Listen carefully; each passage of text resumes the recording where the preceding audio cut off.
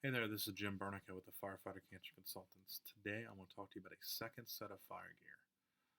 It seems like in a lot of places, the second set of fire gear is a luxury, and that really shouldn't be the case. In actuality, it's a necessity.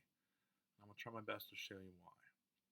So, the first thing I want to talk about is a study done in 2010 by the University of Cincinnati. This was through Dr. Stuart Baxter. And what the doctor found was that our fire gear does not protect us from all these chemicals and carcinogens. It's getting through our fire gear, it's getting onto our skin, and we're absorbing it. So, with that being said, we should not be wearing our fire gear after a fire. It needs to be washed as soon as possible. If we wear that fire gear again, all we're going to do is recontaminate ourselves. Dirty gear does not protect us as well as clean gear in fires, and if it's wet at all, we have the possibility of steam burns. So that gear just needs to be washed as soon as possible. But in the meantime, we still got to finish our shift, and the possibility of wearing our gear, having another fire, that's there. So we need to wear something. A lot of places just have a generic backup set of gear, or you wear somebody else's gear that's close in size to you. But the reality of it is, that's not really going to help us that much. It's actually going to increase our exposure, and I'll tell you why. In 2015, the Underwriters Laboratory did a test called a FAST test. That stands for Fluorescent Aerosol Screening Test, and the IAF paid for all this.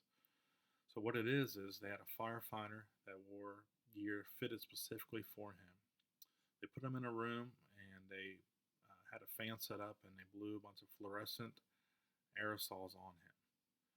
And after the test, they took a black light to him, and what that black light showed was the weaknesses that our gear has. Again, this stuff is getting through our gear. So the Nomex hood, huge weakness area. It's only one layer. Any kind of interface, um, these aerosols were getting to it. The aerosols are supposed to act like smoke. Smoke is going to go to the path of the least resistance.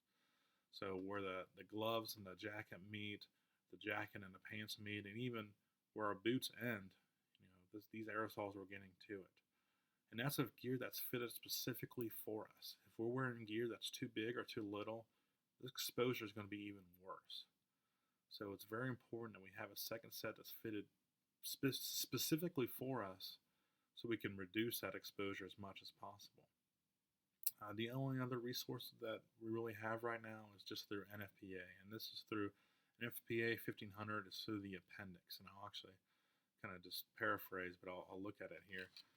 The first one is A.7.2.1, and it says right there that the fire department should consider providing each member with 2 complete sets of structural firefighting protective clothing.